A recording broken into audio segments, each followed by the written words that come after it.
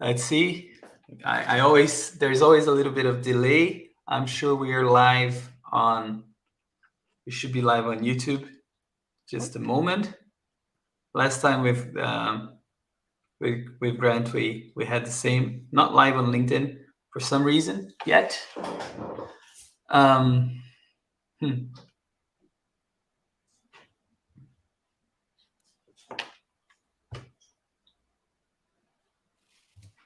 All right, we are live on LinkedIn, so we're getting started. So hello everyone, this is Carlos again for another episode of this Evolve Talks in our Evolve Club here. And today Bradley and we are joined by Victoria Taylor, someone that I came across on LinkedIn. I find your content very inspirational, very creative, super beautiful. So Victoria, I always start with the same picture. I prefer that our guests introduce themselves. So perhaps you can tell us who you are and how did you come about, how did you start in the world of experiences and experiential stuff, so to speak. Thank you for having me. First of all, it's a pleasure to join. So thank you for having me on. So do you know what? I actually think that anybody in experience, the more and more people that I meet, you realize that everybody has a very eclectic background. So nobody has taken a straightforward approach to working in experience. And I actually think that's probably the beauty of being in experience, is that it's actually a sum of your own life experiences that bring you to it. And as we go through this conversation today, hopefully when we delve into that a little bit deeper later, that will help viewers of the show to understand how you can connect with guests when you think about all of those past life experiences.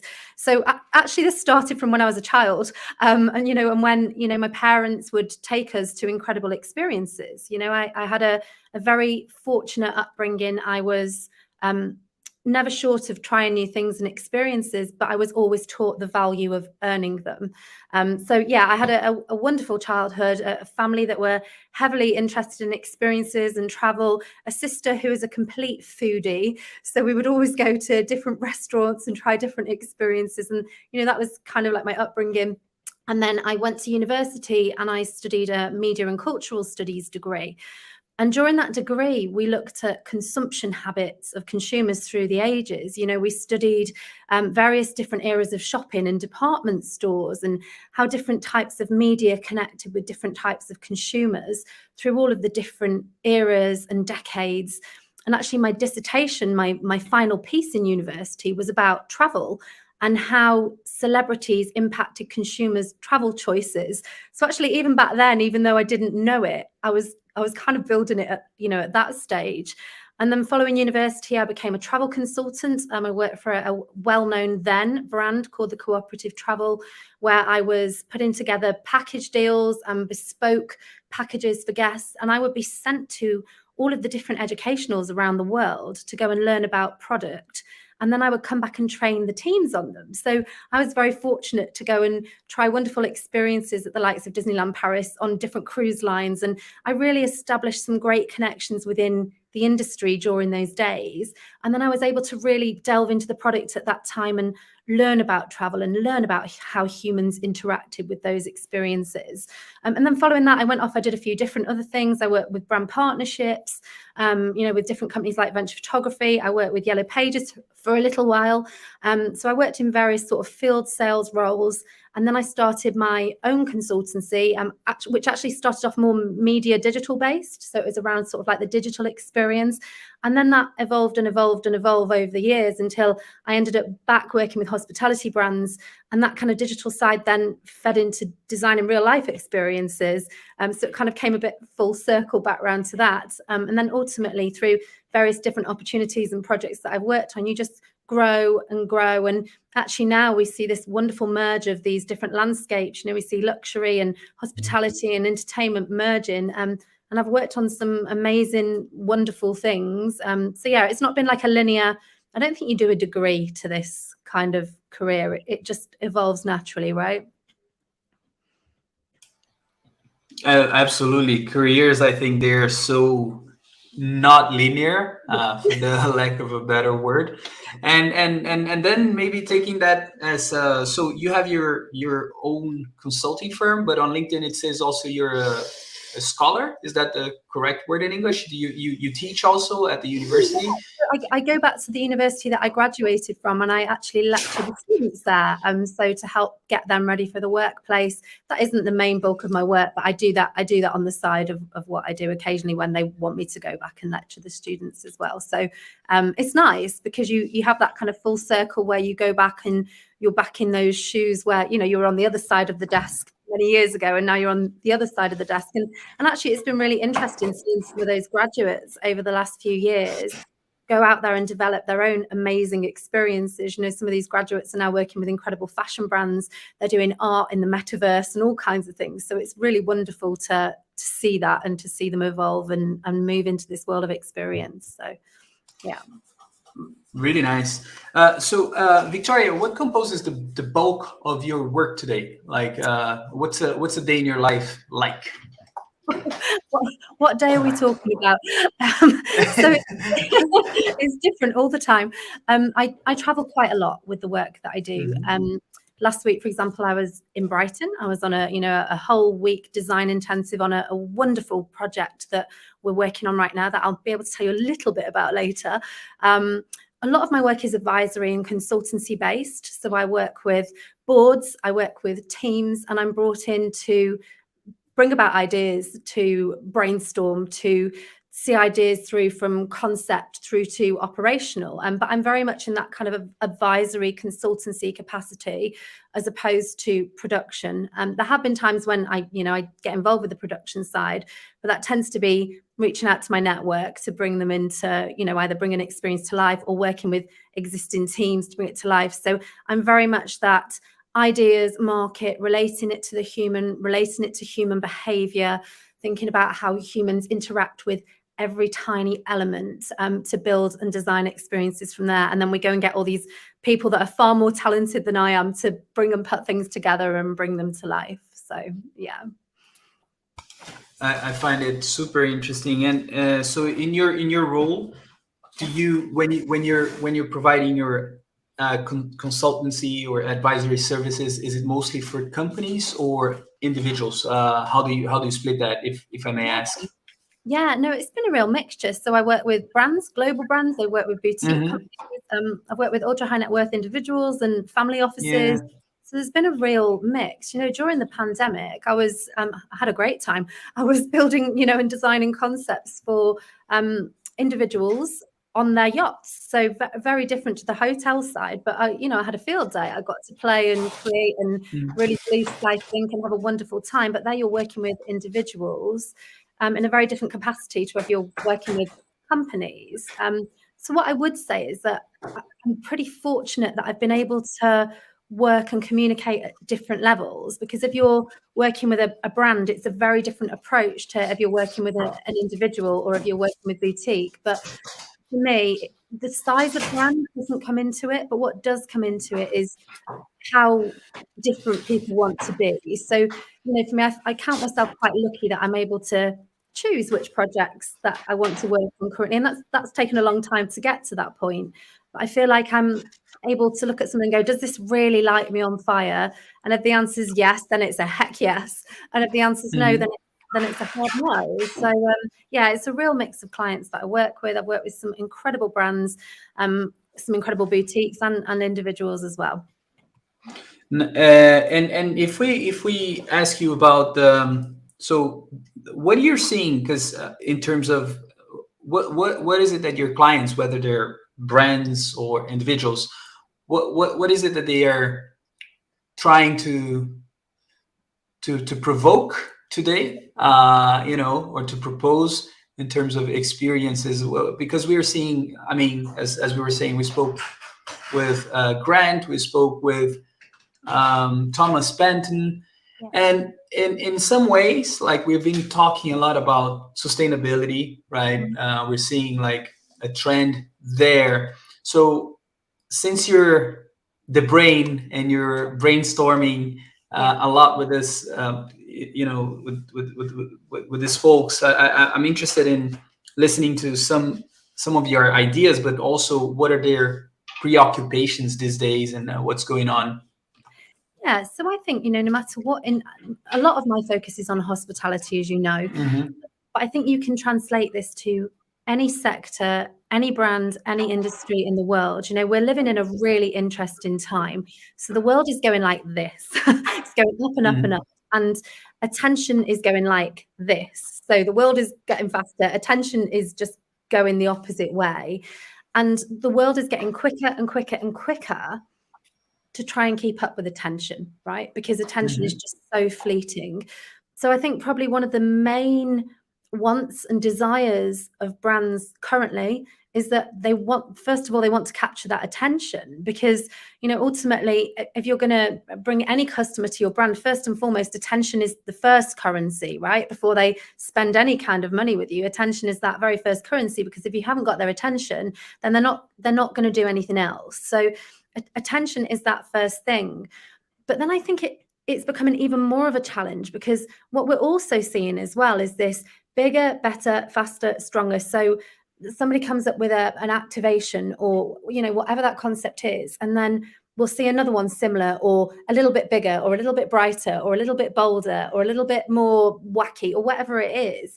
And then it's like, well, how does that actually tie back to a customer beyond that? Okay, we've got your attention, great.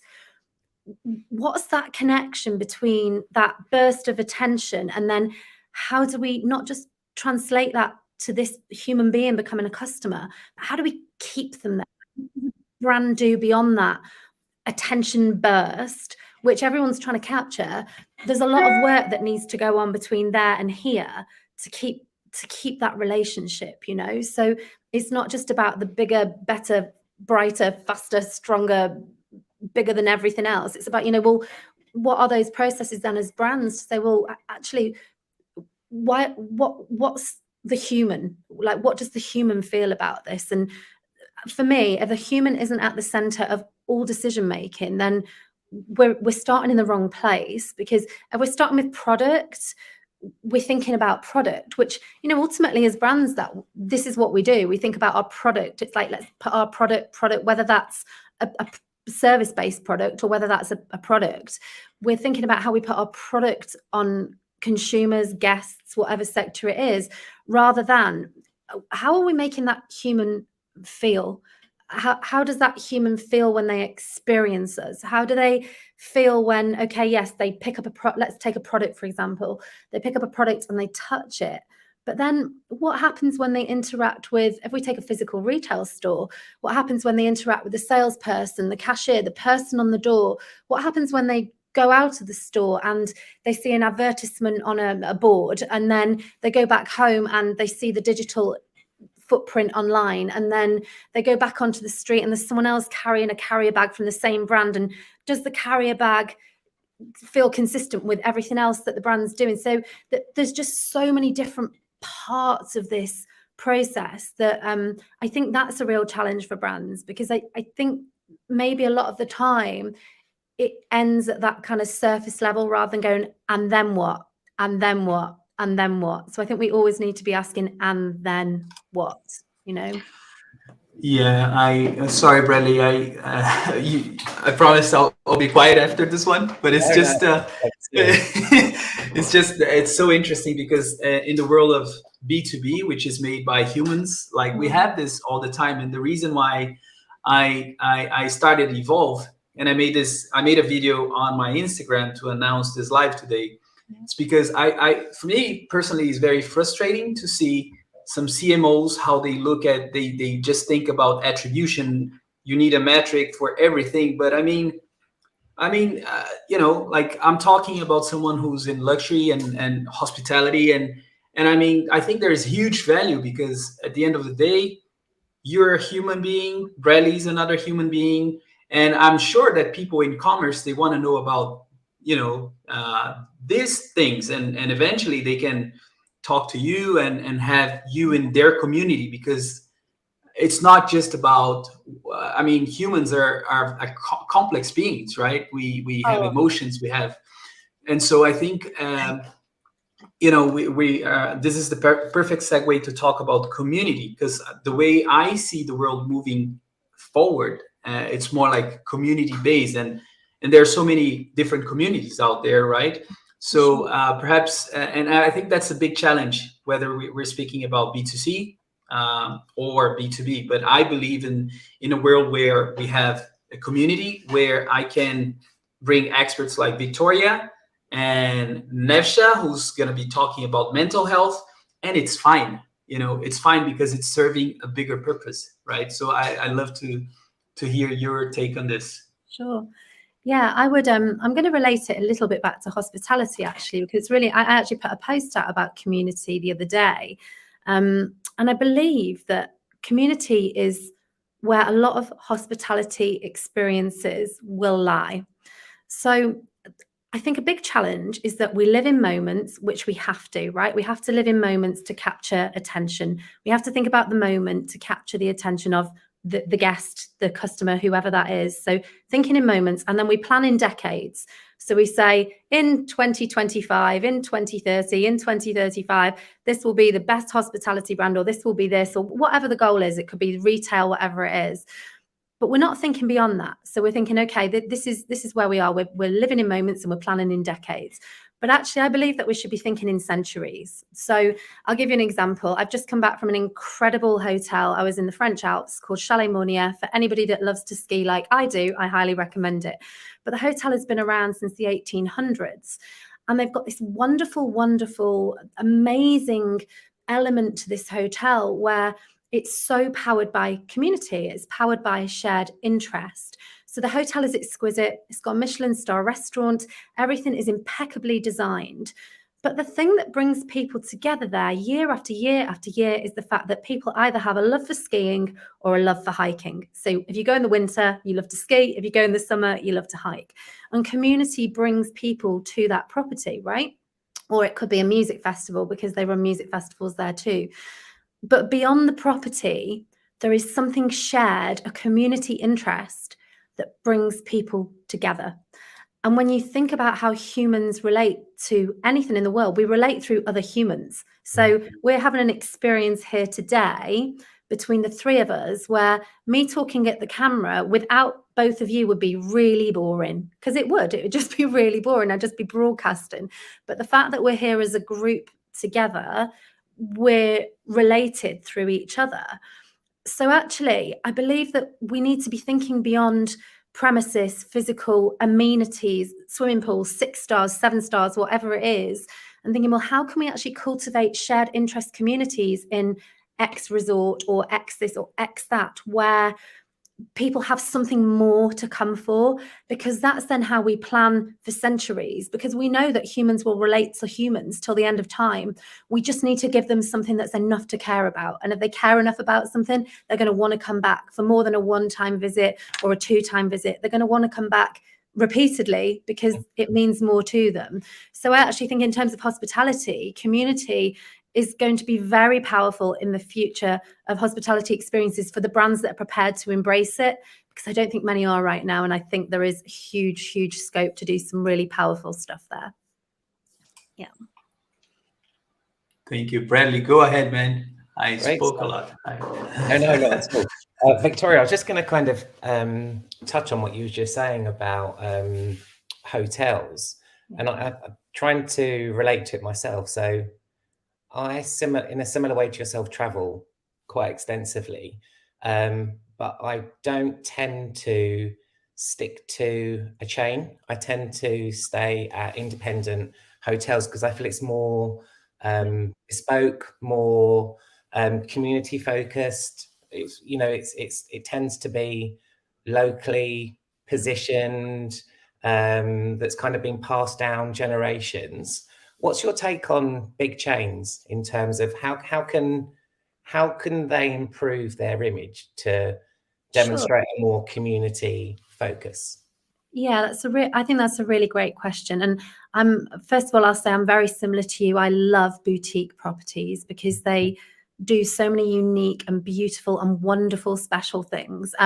I'm also loyal to some chains as well. But for me, I'm very, I think probably going back to my travel agency days, I'm a real searcher. So I like to spot out these unique places. So we could probably have some great conversations about those places. But in terms of the chains, I think something, and I don't want to group them all together either, because some of them are doing some extraordinary things right now, like extraordinary. I think, Four Seasons are doing some incredible things. I think Mandarin Oriental are doing some really incredible things. But what I would say is that perhaps rethinking loyalty, because I think that's something that has built over the years, and this whole like loyalty scheme and rewarding people on, it could be free nights or free stays, free nights, free meals. It's almost like points make prizes, right? And I think while that has worked for a long period of time up to where we are now, I'm not sure where the future of that lies. I don't think any of us are sure where the future of that lies, because guests have changed, and the world is full of more choice. So do points that make prizes entice me in like they once did? No. And I also think as well that particularly where the hospitality industry is right now, there are challenges in recruitment in hospitality. And I also think as well that when we afford loyalty to guests, automatically, and it's a criticism, but it's not a criticism. When you give anybody a level of status, right? Any of us, it could be frequent flyer, silver, platinum, whatever status it is. Ultimately, it makes people feel special, which is what it's intended to do. However, I think with that, then we have this sort of perception. So a guest that goes in who's a platinum status guest, who doesn't automatically then get the exact service that they want at the exact moment, then perhaps doesn't treat the staff very well, which makes it a really difficult experience for the staff within resort. So I think actually it's a real challenge that something that has been built for, decades and decades and decades might actually become a downfall, I think, because we're seeing such a change in consumer behaviors.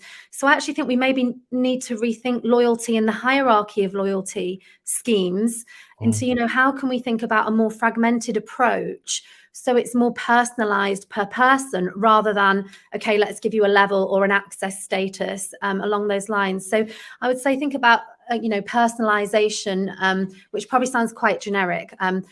We can't go into the detail of that without looking at every brand and every possible strategy. And that, that will be different for every single brand. But I do think that the loyalty and the hierarchy that goes with it is problematic for both guests and for employees as well. So does that answer the question? Yeah, definitely. I think I agree with you that the more that, let's say, brands can do to tailor it more to the individual, the more successful it's going to be in the moment, isn't it? Or in the future, excuse me. Yeah, no, that's super helpful. I had another question. My background is online and offline retail, so I have to ask something retail related, and that is, what can retail learn when it comes to experiences from luxury and hospitality?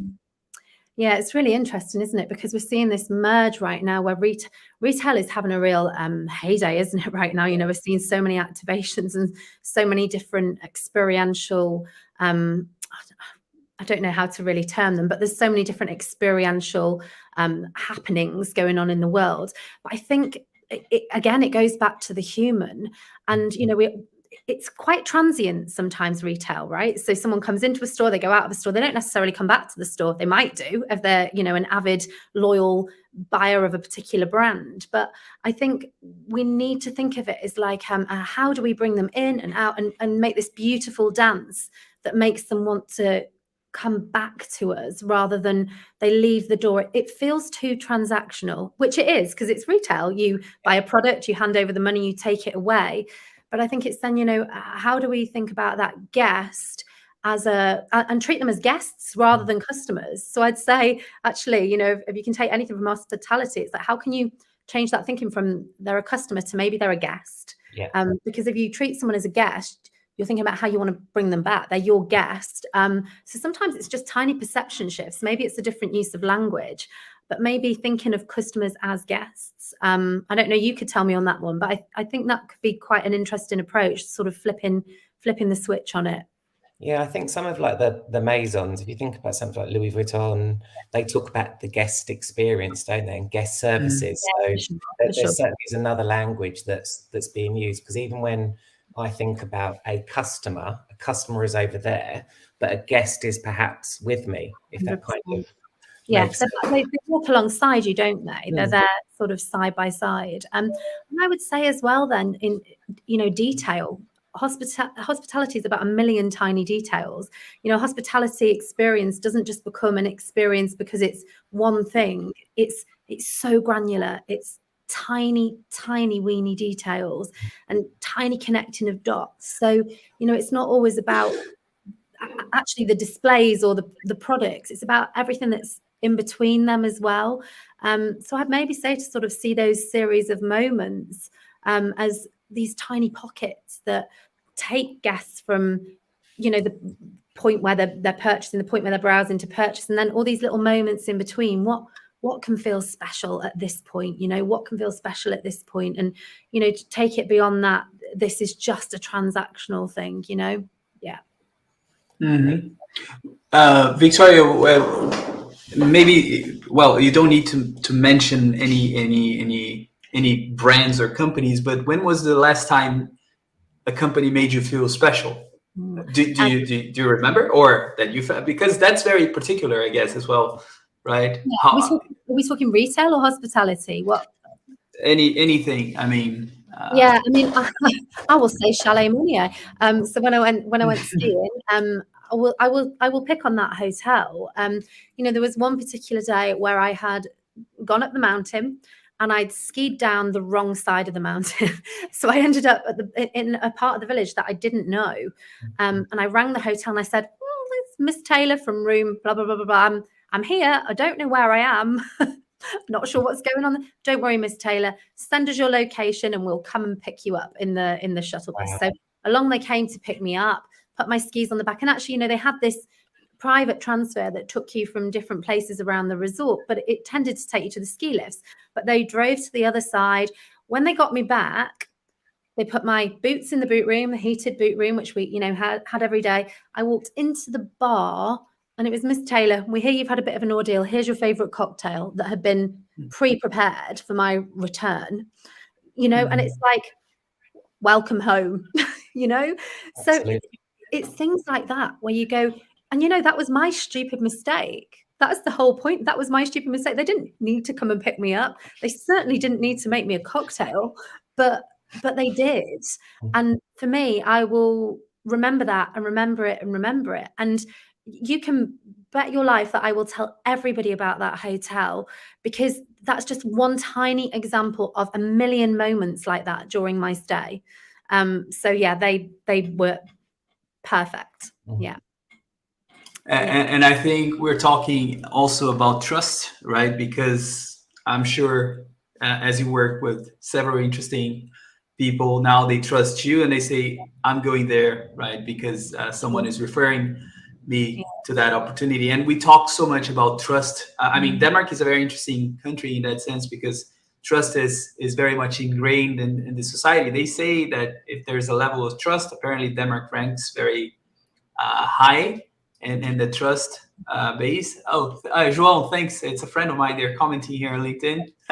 So that's very nice to hear. Thanks, João. He's enjoying the session. Yeah. So talking about trust and how trust also drives revenue, right? Trust is the base of revenue in retail or hospitality. So perhaps you can talk about that as well. Completely. You're absolutely right. A lot of my clients say to me, you cost me a fortune because I book all of these wonderful hotels. And I'm like, I'm so sorry. But also not sorry. You're absolutely right. So let's just take that cocktail as an example. That would have cost them whatever it cost to put that cocktail together and the money it cost to come and collect me. But the actual cost of that, because businesses are always saying, well, what's the return, and actually it's a compound effect of so many tiny choices that we make that then amplify that trust, the recommended, recommendations that we give, the things that we say on social media, the conversations that we have. And people do trust people more than they trust a brand, because they do. If I was to come to you and say, Bradley, tell me about X brand, and you gave me your personal recommendation versus the brand telling me themselves, I'm going to listen to you over the brand, because I can see you, I can feel you, I can feel your energy, and I'm going to trust that more than what I trust from a brand. Now, that's not me saying that brands aren't trustworthy at all, but all I'm saying is we really need to tap into the power of people, because humans power humans. We're all connected by emotion. We're connected by the emotions that connect us, and we can relate better to what other humans say about us. We trust that more. So I think, anything you invest, you get people saying, well, it's investing up front, yeah, absolutely. Because if you want to build a business that builds itself, then you do need to invest in humans, because ultimately without them, nobody on the planet has a business. Agreed. That's it. It's so straightforward, so yeah, perfect. And that, I mean, when I look at the cost of treating your employee, I hosted a conversation once with Professor Raj Sisodia. He's the founder of the Conscious Capitalism movement. He created the Conscious Capitalism movement with the gentleman who created the Whole Foods market. And the foundation is very simple.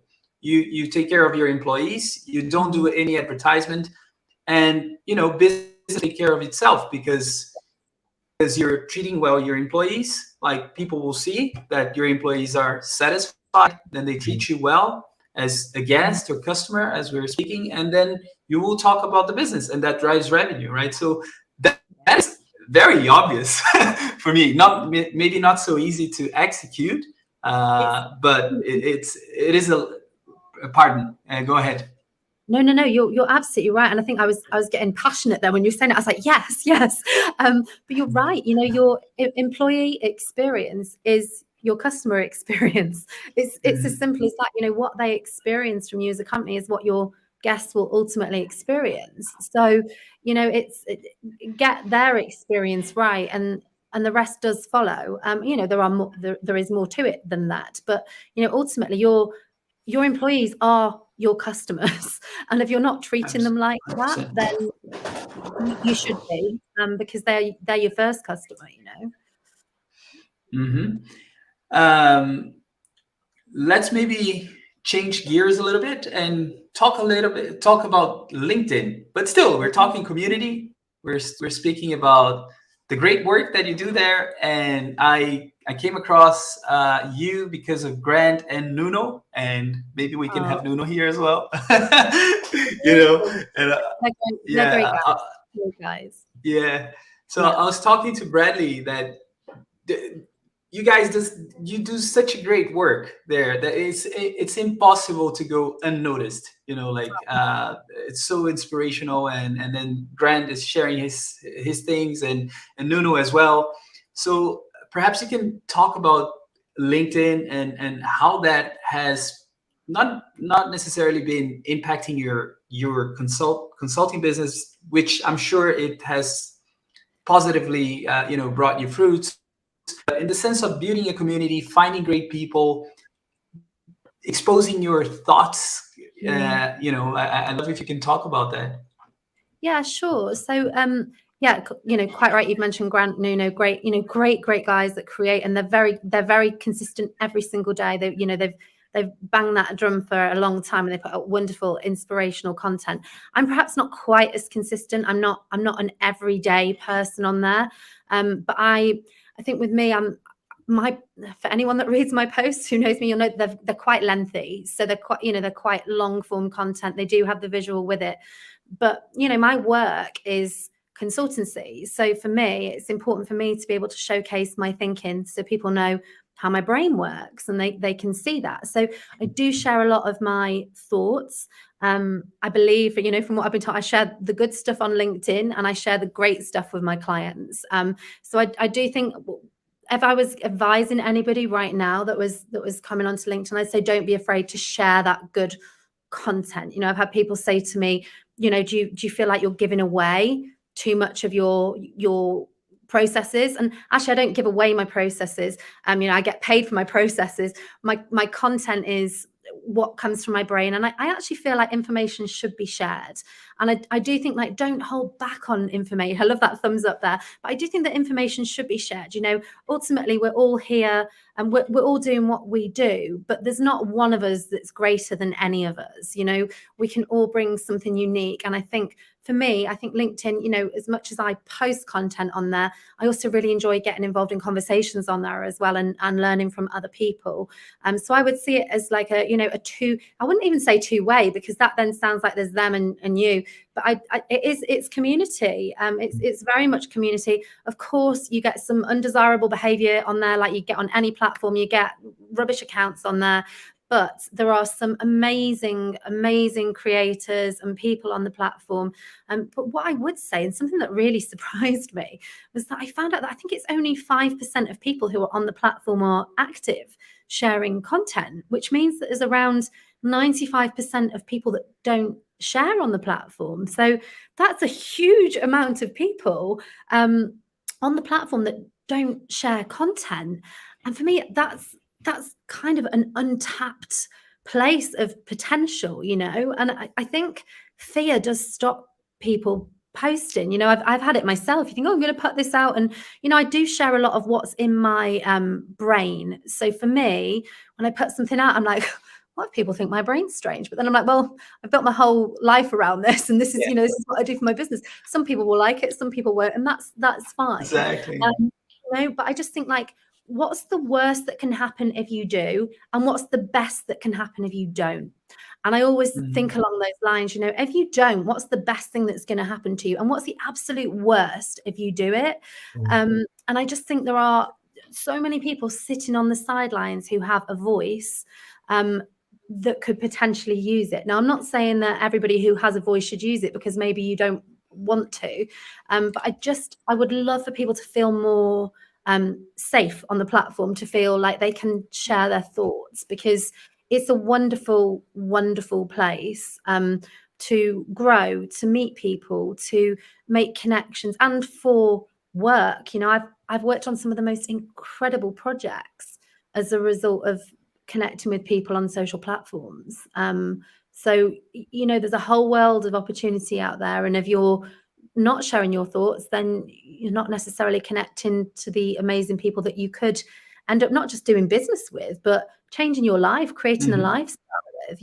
I've met some good friends on LinkedIn as well as business opportunities. So I think it can be a pretty special place. I agree, and I would like to ask you, because if for me, I have evolved where we work with companies in the commerce space and people in the commerce space, like Bradley. But then on Instagram, like I talk a lot about LinkedIn to try and get my Brazilian audience to go through my mentoring programs, but also educate them on LinkedIn. But I find that it's so interesting that, like, the mindset for some people, it changes. So they think that because they are on Instagram, they are like a different person and they're the same, but the mindset just changes. So they are more afraid of sharing their thought processes on LinkedIn and their ideas than they would be on Instagram, because sometimes Instagram can feel a bit more protected and a little less corporate. But that's what I'm always challenging. Like, you're one individual, so so you can't just split yourself and say, I'm one person. Now you're not a robot. Do you know what I mean? So I feel that there's that challenge also to overcome. I don't know.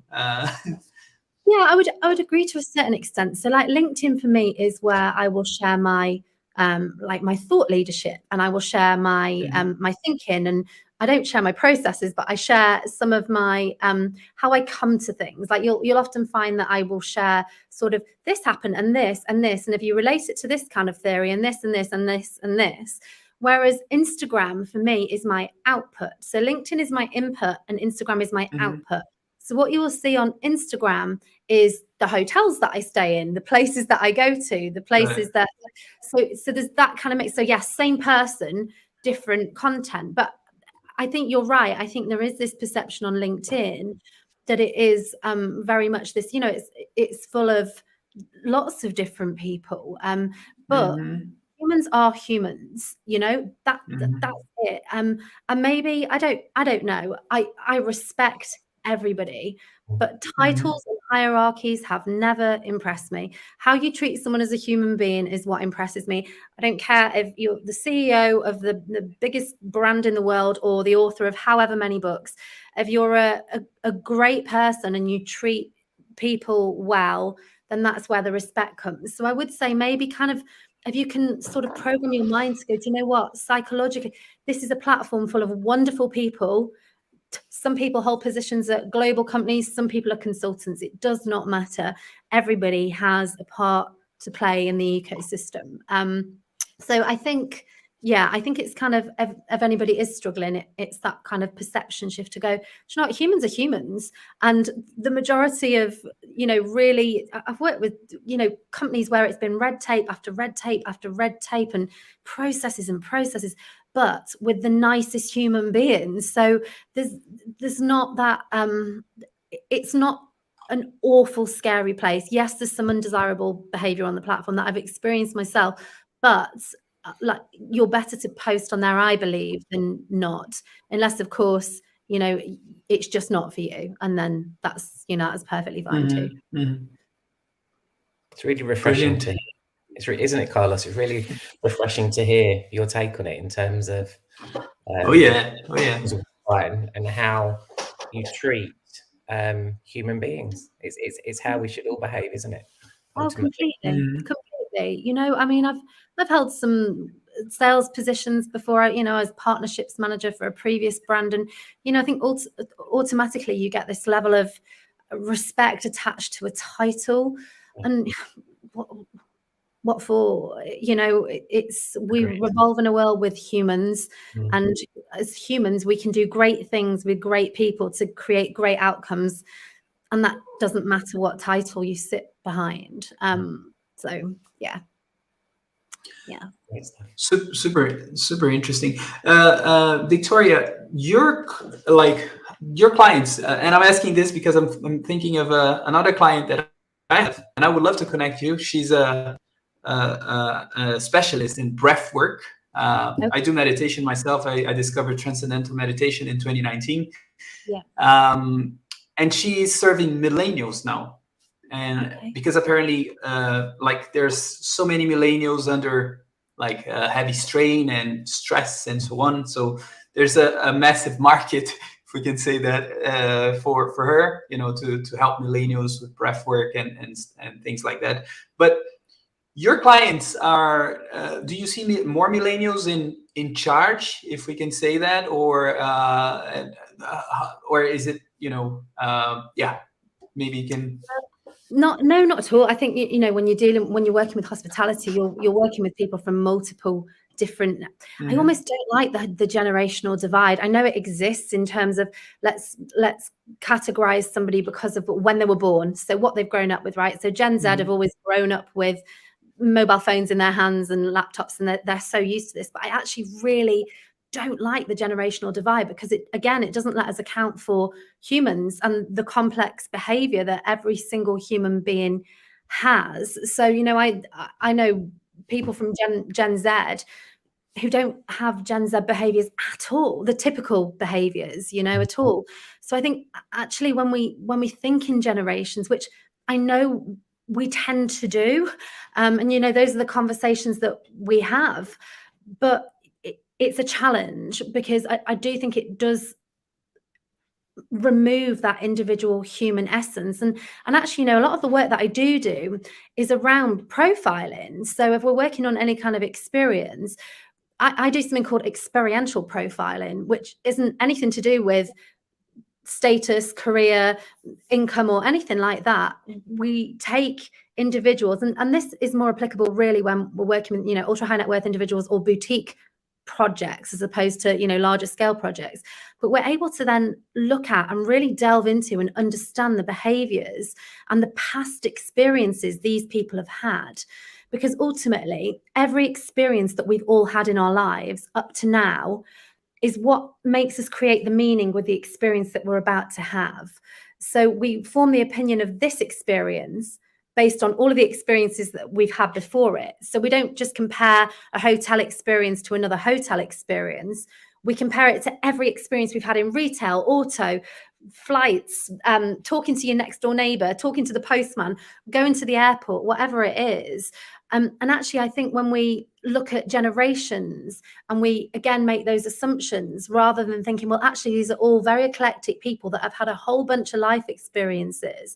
What we're better doing is a contextual analysis of what's happening with the world, what's happening in experience in auto, what's happening in retail, what's happening in beauty, fashion, hospitality, this, that, and the other, and understanding the world that all of our customers exist in, because that's what they're made up of. They're made up of all of those complex experiences, and they certainly can't be defined by, well, they've grown up as Gen Z, so they're attached to this, because that isn't necessarily the case. So what I would say is that, yes, categorization and, looking at generations is great to a certain extent, because it helps us to identify, it gives us a starting point, but also not to rely on it, and to know that people are far more complex than that. And we can understand people better when we understand that it's a very fragmented world that they live in. So yeah, it would be interesting to say to your friend, what behaviors do some of your millennial clients, customers, what behaviors and what do they actually exhibit? Because I bet, if she was to break it down, they would all be very different, rather than millennial, if that makes sense. I love that. I agree so much with everything you're saying here. So brilliant. Bradley, please. You've been quiet, my friend. Oh no, I'm listening. I'm really listening. I'm actually writing down some notes. It's fascinating listening to you talk, Victoria. I was wondering if we could shift the dial again, as Carlos did before, and talk about the pandemic and perhaps how consumer behaviors have changed since the pandemic. Yeah, it's what a period of time, right? I mean, how did that even happen? We've all just gone through this global simultaneous experience, and I know we've all had our various different experiences of that experience, but we've just gone through this crazy shift that has taken us to this place where we are now. And certainly thinking about the travel sector and, that particular industry, what we're finding in the industry is that people are investing more in bucket list experiences. They're being more daring with what they do. Go back to my ski trip. I skied into a paraglide off a mountain and went into the air, and I skied down a mountain into a paraglide and thought to myself, what if it went wrong? But yeah. Do you know what I think we've been so restricted for so long that people aren't prepared to take that risk again. So they're like, I've got a whole lot of life to live. And I think we are seeing people investing in more extreme adventures, sports, the things that they wouldn't have previously considered. Because with lack comes desire. You put a child in a sweet shop and you say you're not allowed any of the sweets, and all they want are the sweets, right?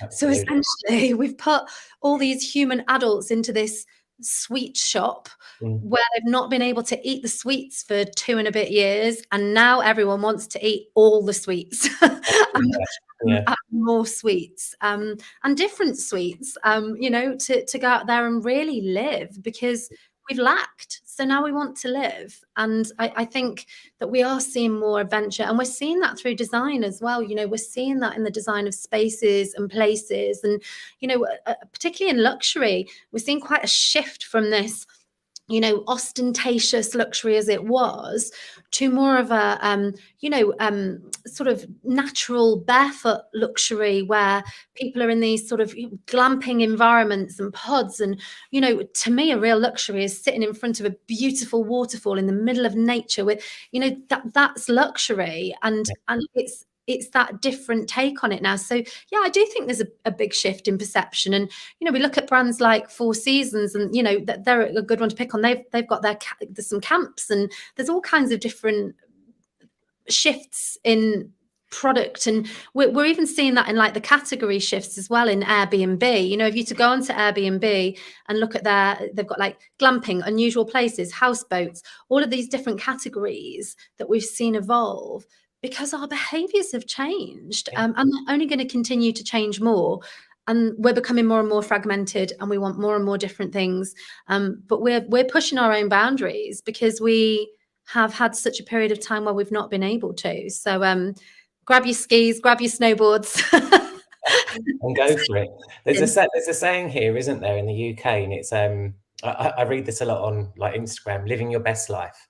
Absolutely. That's a way in which I'd kind of describe it since the pandemic. You know, certainly wanting to travel more and make memories. You know, as simple as that sounds. You know, spend time with those that you care about, and make memories. Live your best life. That's just given me goosebumps, you know, when you said that, because it gave me a flashback to this moment in the pandemic where I remember towards the end of it, I stopped watching the news. And I think we were probably all really glued to it at the beginning. You know, we'd go every day and we'd sit and we'd watch the news and we'd watch the updates and the health updates. But I just remember this moment and seeing all of these people in hospital beds.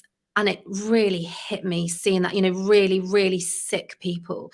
And I think you're right. You know, I think we've got this real attitude now where it's like some people have lost people, the most loved people in their lives. See, look at this here. Look at these two together. It's so beautiful that, you know, you see that. But there are people that experience loss beyond loss, and you come out of it changed. None of us will ever be the same again, no matter what we've gone through in our different ways. None of us will ever be the same again. And I think we really have this appreciation for life and to grab onto it with both hands, because, and it's not just so it looks good on Instagram, it's because it feeds our soul, because we've gone through a massive shock. It's been a huge shock for everybody. So I think now we've got this ability to grab the world with our hands, and people are doing that, and some. So, yeah. No, agreed 100%. I've just come back from, as Carlos will know, spending some time with friends that live in the mountains in Mijas in Spain. And some of my best moments there are when I put my phone down and I just live in the moment and just enjoy the views and sit by the water, down by the sea, etc. And not necessarily take pictures that I'm then going to put on Instagram. Instead, I want to mentally remember and cherish those moments. Yeah, it's funny. Do you know, I don't think I've posted on Instagram for about a month. And I've been very busy in the projects that I've been working with for the last month particularly, but it's been quite nice. It's been quite nice just experiencing life without capturing it. Yeah. And I think, again, that's another shift that we're seeing as well, and we'll continue to see, is that, you know, when we looked at this sort of a couple of years ago, and before that, it was very much, you know, flower walls and everything like that for Instagram. But people are wanting to be more engulfed in those moments than they were previously. So I think this kind of designing just for social media, it's way beyond that. We want to know how we can transcend people and transform people as humans, not just for what's happening on social media. Definitely. And what would you say is coming in the future in terms of experiences? So you said they want more unique experiences, more tailored towards them. Yeah, I think experience is just only going to get more and more and more and more and more. I mean, we're seeing bigger, better, faster, stronger. What we're seeing and what I'd like to see are probably two different things. So what I would like to see is brands to really strip back and to look at humans, because without the understanding of them at the center, and I really mean them at the center, because actually very often, you know, if we take a laptop and we imagine a website, right? Very often a brand designs a website from we're a brand, turned it around, selling at a consumer, but actually turn that around and imagine what they're feeling looking at that website, right? I really, really want to see brands putting humans at the center of their experiences, because a lot say they do, but actually they don't. When you go through them, they don't. So really thinking, you know, what does this feel like? Walking through those steps, you know, doing these experiential walkthroughs. I'm a human. Let me walk through this. Okay, let's walk a child through this. What does a child feel walking through it? Because it will unquestionably be different to what an adult feels. So looking at those different perspectives and viewpoints and really being human centric and thinking beyond this one time, next time, quick transactional to actually, how can we create this in and out relationship where they keep coming back? Which actually brings me to something I've been developing for years. And I actually look at it now and I kind of go, oh, do you know what? I've been developing this for, I say the last couple of years, but I've been developing it since I was a child. Just I didn't know. It's only by, connecting the dots and looking back. But, I'm developing something now myself, which I feel is really going to change the future of hospitality experiences. I'm just looking for the right brand to partner with on it. And I've started having some really interesting conversations. But for me, that's about long-term and lifetime rather than one-time and next-time customers.